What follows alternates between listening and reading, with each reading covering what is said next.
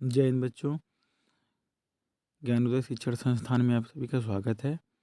आज हम लोग कक्षा 10 रसायन विज्ञान की बहुविकल्पी प्रश्न करेंगे, जिसमें अध्याय 1 से लेकर के अध्याय 5 तक रसायन विज्ञान कंप्लीट बहुविकल्पी दिया हुआ है। इसमें कुछ प्रश्न बोर्ड परीक्षा में आए हुए हैं, कुछ एनसीईआरटी में आए हुए हैं।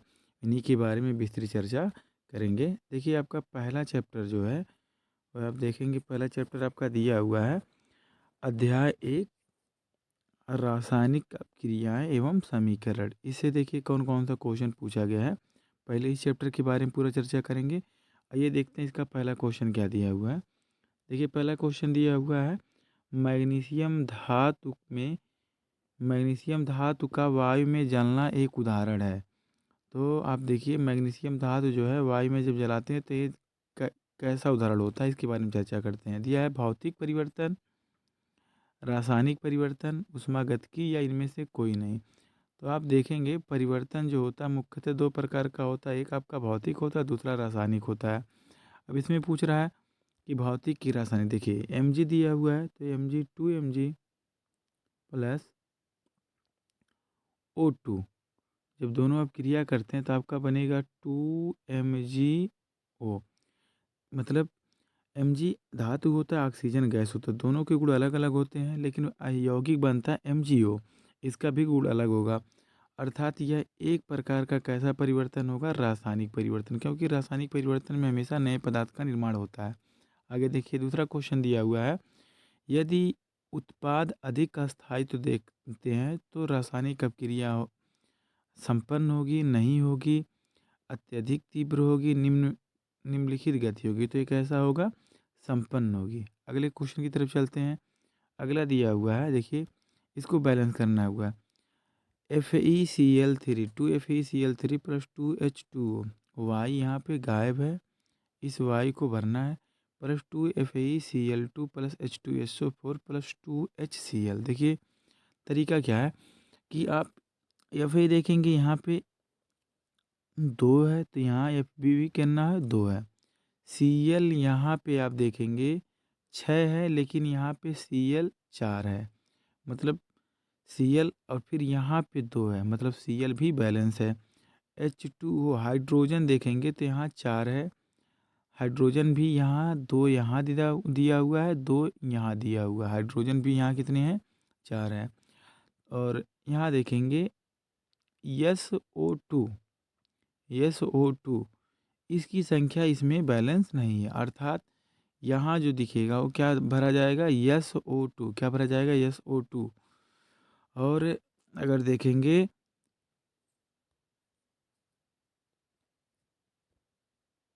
अगले क्वेश्चन की तरफ चलते हैं।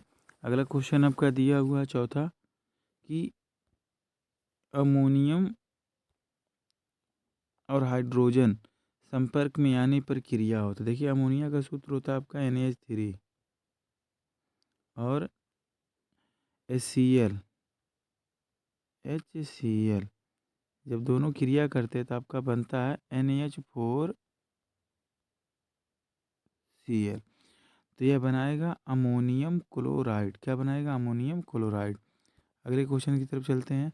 अगला क्वेश्चन दिया हुआ है फेरिक ऑक्साइड सल्फर डाइऑक्साइड तथा सल्फर ट्राइऑक्साइड निम्नलिखित में से किसका वियोजित रूप है, फेरस सल्फेट का, फेरिक क्लोराइड का, हेमेटाइट का या फेरिक ऑक्साइड का। तो ये सभी किसके होंगे, फेरिक सल्फेट का। अब देखिए यहाँ दिया हुआ आपका रिएक्शन, इसको एक बार देख लेते हैं। रिएक्शन आपका दिया हुआ है कि FeSO4 फेरस सल्फेट, फिर यहाँ भी एग्जाम्पल में क्या बोला गया, उत्तर में फेरस सल्फेट। तो फेरस सल्फेट जो है फेरिक ऑक्साइड में बदलेगा गर्म करने पे, सल्फर डाइऑक्साइड में, और सल्फर ट्राई ऑक्साइड में बदलेगा। चलिए अगले क्वेश्चन की तरफ चलते हैं। देखिए अगला क्वेश्चन क्या दिया हुआ है, छठवां दिया हुआ है रासायनिक अभिक्रिया का वह प्रक्रम जिसमें अभिकारक यौगिकों के आयन एवं मूलक परस्पर विनिमय कर नया उत्पाद निर्माण करते हैं कहलाता है उभय अपघटन, अपघटन, आयनिक वियोजन, उत्क्रमणीय। तो क्या होगा आपका उभय अपघटन। उभय अपघटन वे रासायनिक अपक्रिया जिसमें यौगिक आयनों या क्या मूलकों के विनिमय द्वारा नए यौगिक बनते हैं, उनको क्या बोला जाता है? उभय अपघटन। क्या होगा? उभय अपघटन। अगले क्वेश्चन पे चलते हैं। अगला क्वेश्चन ध्यान दीजिए क्या दिया हुआ है कि ठोस ठोस कैल्शियम ऑक्साइड जल से तीव्रता से क्रिया करके कैल्शियम हाइड्रा ऑक्साइड निर्मित करता है, ऊष्मा भी उत्पन्न होता है। अर्थात इस प्रक्रिया को चूने का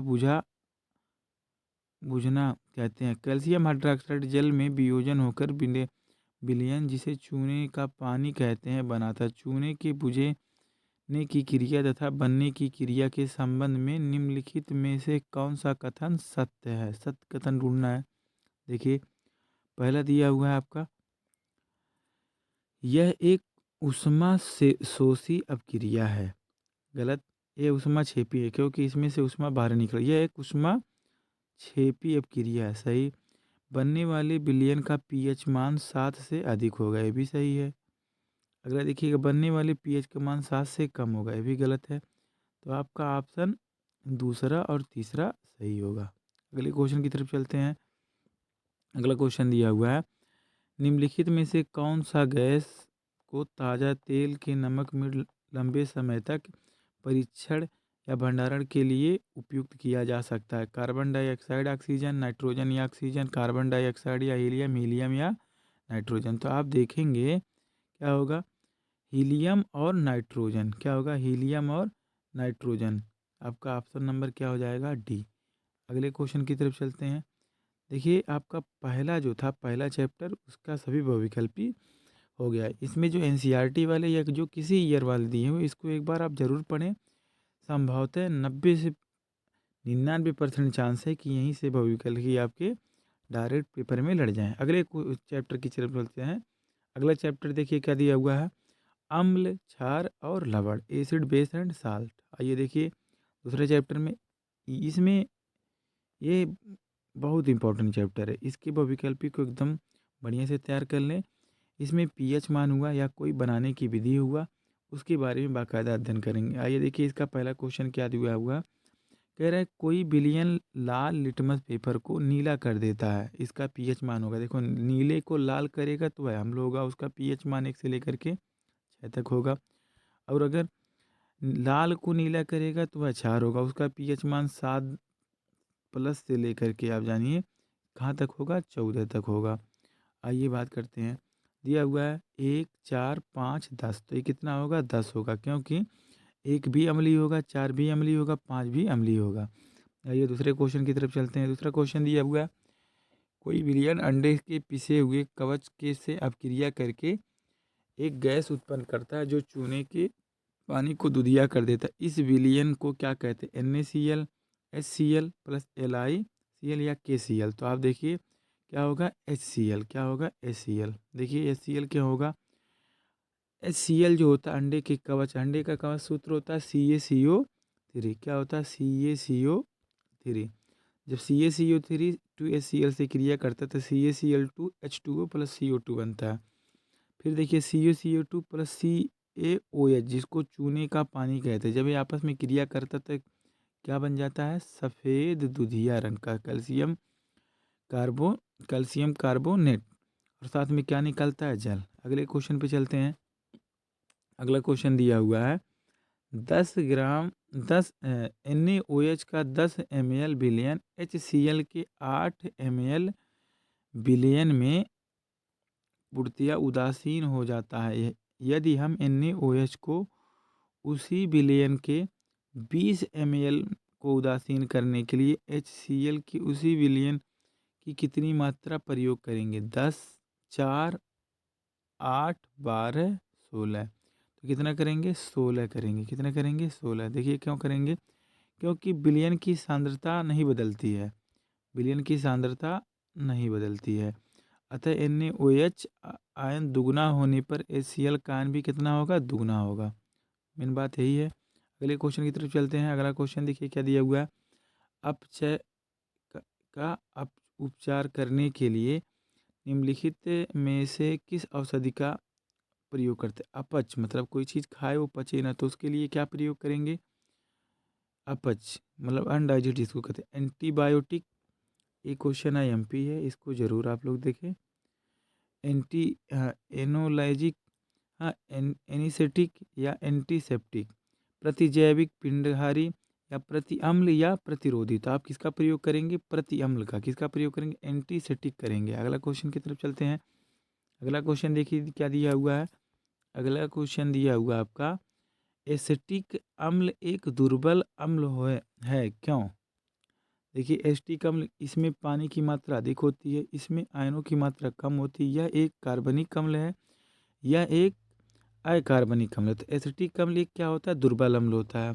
क्या होता है कि इसमें आयनों की मात्रा कम होती है। आइए आपका उत्तर क्या हो जाएगा? बी। अगले क्वेश्चन पे चलते हैं। अगला क्वेश्चन आपका दिया हुआ है, परबल अम्ल जलीय विलयन के में किसका अधिक होता है? देखिए क्या कह रहा है, परबल अम्ल जलीय विलयन में किसका अधिक होता है? हाइड्रोजन आयन का, OH माइनस आयन का, Cl माइनस आयन का, Na प्लस आयन का। जब परबल अम्ल होगा तो वह 100% टूट कर H प्लस आयन देगा, तो आपका ऑप्शन नंबर पहला आ जाएगा। अगला क्वेश्चन देखते हैं। अगला क्वेश्चन दिया हुआ है, निम्नलिखित में से असत्य कथन ढूंढिए, कथन का चयन करिए। सल्फ्यूरिक अम्ल के संपर्क में आने वाले पर कपड़ा, कागज आदि नष्ट हो जाती हैं। ठीक। अगला क्या कह रहा है कि अम्ल सक्रिय धातुओं से क्रिया करके हाइड्रोजन गैस मुक्त करता है। अगला देखिए, टूथपेस्ट हल्का सा अम्लीय होता है। अगला देखिएगा क्या कह रहा है, टूथपेस्ट हल्का सा अम्लीय होता है। तो इसका उत्तर क्या हो जाएगा कि टूथपेस्ट हल्का सा क्या होता है? अम्लीय होता है। ठीक। अगले क्वेश्चन पे चलते हैं। अगला क्वेश्चन देखिए दिया, निम्नलिखित में दुर्बल अम्ल है। दुर्बल अम्ल कैसे पहचानेंगे? जो जल में पूर्णतया न टूटे वह दुर्बल अम्ल होता है, और जो जल में पूर्णतया टूट जाए वह क्या होता है? प्रबल अम्ल होता है। तो आपका यहाँ जो HCl दिया है ये प्रबल अम्ल है, HNO3 भी प्रबल अम्ल है, H2SO4 भी प्रबल अम्ल है। तो आपका सिर्फ बचा एक, कौन बचा? सिर्फ आपका बचा है HCl, तो ये आपका क्या होगा? दुर्बल अम्ल होगा। ठीक। अगले क्वेश्चन पे चलते हैं। लेड बैटरी में प्रयुक्त किए जाना वाला अम्ल है, बताइए लेड बैटरी में क्या डालते हैं? सल्फ्यूरिक अम्ल का प्रयोग विद्युत अपघटन के रूप में करते हैं। तो मतलब बैटरी में कौन सा प्रयोग करेंगे? तेजाब। तेजाब किसका बना होता है? सल्फ्यूरिक अम्ल का, सॉरी। अगले क्वेश्चन पे चलते हैं। अगला दिया हुआ है, सल्फ्यूरिक अम्ल में अम्लीय हाइड्रोजन परमाणु उपस्थित होता है। तो सल्फ्यूरिक अम्ल का सूत्र होता है H2SO4। क्या होता है? H2SO4। तो इसको जब तोड़ेंगे तो ये क्या होता है? H+2H++SO4 तो कितना हाइड्रोजन है? 2। तो यहाँ ऑप्शन क्या हो जाएगा? पहला। अगला क्वेश्चन देखते हैं। कह रहे हैं 1 बिलियन में हाइड्रोजन आयन की सांद्रता 10/7 मोल लीटर बिलियन का pH मान होगा। देखिए अगर इस तरह वाला है, जितने का घात है वही उसका pH मान हो जाएगा। अगला क्वेश्चन ध्यान देते हैं। अगला क्वेश्चन दिया हुआ है, किसी बिलियन का pH मान 4 है, इसमें उपस्थित हाइड्रोजन आयन होगा तो कितना होगा? हाइड्रोजन आयन आपका होता है 4। अभी बोला कि जितना घातांक होगा वही उसका क्या होगा? तो 1 × 10⁻⁴ मोल प्रति लीटर हाइड्रोजन आयन की सांद्रता होगा। अगले क्वेश्चन की तरफ चलते हैं। देखिए अगला क्वेश्चन दिया हुआ, शुद्ध जल का pH मान BIMP कर लीजिए।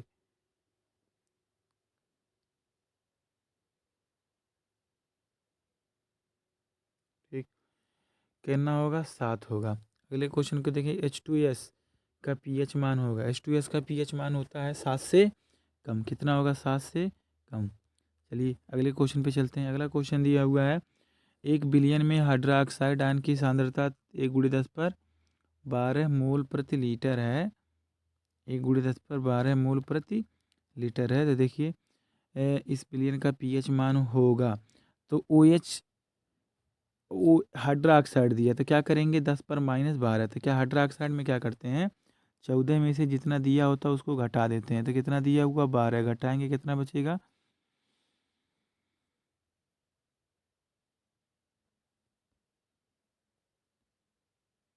देखिए इसके लिए फार्मूला होता है pH बराबर H प्लस आयन की सांद्रता बराबर फार्मूला होता है PH माइनस POH। PH जो टोटल माना जाता है 14 में से इसके ऊपर घातांक कितना है 12, घटाएंगे कितना बचेगा 2, तो ऑप्शन में नहीं है। तो अब इसका आंसर जो होगा 12, कितना होगा 12 ही। चलिए अगले क्वेश्चन की तरफ चलते हैं, इसको एक बार आप लोग देख लीजिएगा डायरेक्ट, क्योंकि यह क्वेश्चन कुछ डाउट पे है। अगला क्वेश्चन देखिएगा, उदासीन विलयन के लिए कौन सा कथन असत्य है। उदासीन विलयन हाइड्रोजन आयन का सांद्रता का मान 10 × -7 मोल प्रति लीटर होता है। हाइड्रोक्साइड आयन के लिए 10/7 पीएच मान कितना होता है, 0 पीएच मान 7 होता है। तो इसका जो सी वाला दिया हुआ पीएच मान 0 नहीं होता, बल्कि कितना होता है 7 होता है। अगले क्वेश्चन पे चलते हैं। अगला क्वेश्चन क्या दिया हुआ है, अम्लीय विलयन का पीएच मान होगा 7 से कम, कितना होगा 7 से कम। 7 से अधिक क्षारीय होगा, 17 तक किसी का पीएच मान ही नहीं होता, 0 भी क्षारीय होगा। अगले क्वेश्चन पे चलते हैं। देखिए अगला क्वेश्चन क्या दिया हुआ है, क्षारीय विलयन का पीएच मान होगा, अभी बोला गया कि क्षारीय विलयन का पीएच मान कितना होगा 7 से अधिक, कितना होगा 7 से अधिक। अगले क्वेश्चन पे चलते हैं। अगला क्वेश्चन दिया हुआ है, पाचन क्रिया के दौरान उत्पन्न आमाशयिक रसों का पीएच मान होगा। अब आमाशयिक रस कैसा होता है, इसमें HCl उपस्थित होता है, तो ये कैसा होगा 7 से कम। अगले क्वेश्चन पे चलते हैं। अगला क्वेश्चन दिया हुआ है, प्रबल अम्ल तथा प्रबल क्षारों द्वारा निर्मित रबड़ों का लिटमस पेपर के प्रति व्यवहार होगा, कैसा होगा, अम्लीय, क्षारीय, उदासीन, क्या होगा उदासीन। अम्ल क्षार परस्पर क्रिया करके लवण और जल बनाते, जैसे लिया जाता है आपका NaOH प्लस HCl, अब क्रिया करके NaCl प्लस H2O बनाते हैं। यह एक प्रकार का उदासीनीकरण क्रिया है।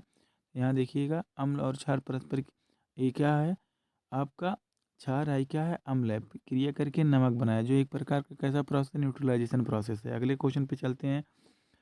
जल को जीवाणु रहित बनाने के लिए प्रयुक्त उपयोग पदार्थ है। IMP कर लीजिए इस क्वेश्चन को, क्या प्रयोग करेंगे, विरंजक चूर्ण, जिसका सूत्र होता है CaOCl2, इसका अणुभार होता है 127, इसका नाम होता है कैल्शियम सल्फेट है कैल्शियम कैल्शियम कैल्शियम क्लोरोहाइपोक्लोराइट। अगले क्वेश्चन पे चलते हैं। अगला क्वेश्चन आपका दिया हुआ है, विरंजक चूर्ण पर तनु सल्फ्यूरिक अम्ल की क्रिया द्वारा कौन गैस निकलेगा, कार्बन डाइऑक्साइड की, क्लोरीन की, हाइड्रोजन की, ऑक्सीजन। तो क्या निकलेगा, कार्बन डाई क्लोरीन गैस निकलेगा। कौन सा गैस निकलेगा, देखिए विरंजक चूर्ण पर क्या गिराया गया है, विरंजक चूर्ण पर गिराया हो सल्फ्यूरिक अम्ल, तो सल्फर कैल्शियम सल्फेट बना जल, और कौन सा गैस निकल रहा है, क्लोरीन गैस निकल रहा है। अगले क्वेश्चन पे चलते हैं। धावन सोडा का सूत्र है, IMP क्वेश्चन, धावन सोडा का सूत्र है Na2CO3 10H2O, NaSCO3 या NaCl या NH4Cl। तो क्या होगा Na2CO3 10H2O, इसको कहेंगे सोडियम कार्बोनेट डेका हाइड्रेट। 286 इसका अणुभार होता है। अगला क्वेश्चन चलते हैं। खाने के सोडा का सूत्र होगा, ये भी IMP है, देखिएगा खाने के सोडा का सूत्र होता है, खाने के सोडा का सूत्र आपका होगा Na2CO3, तो धावन सोडा का होगा NaSCO3 होगा, क्या होगा NaSCO3। सोडियम क्लोराइड नमक होगा, अमोनियम क्लोराइड ये भी नहीं होगा। अगले क्वेश्चन पे चलते हैं। कह रहा है, जब सोडियम हाइड्रोजन कार्बोनेट को एसिटिक अम्ल में मिलाया जाता है तो एक गैस उत्पन्न होता है। इस गैस के संबंध में निम्नलिखित में से कौन सा कथन सत्य है। यह चूने के पानी को दुधिया कर देता है, सही। यह एक जलते हुए लकड़ी के टुकड़े को बुझा देता है, ये भी सही है। यह सोडियम हाइड्रोक्साइड विलयन में घुल जाता है, ये भी सही है। इसकी गंध तीव्र होती है, ये गलत है। तो आपका पहला, दूसरा, तीसरा ऑप्शन नंबर भी सही हो जाएगा। अगले क्वेश्चन पे चलते हैं। अगला क्वेश्चन देखिएगा, देखिए बच्चों, आपका 2 चैप्टर की बहुविकल्पी यहाँ पे समाप्त हो गई है। बस आज के लिए इतना ही, नेक्स्ट अगले वीडियो में।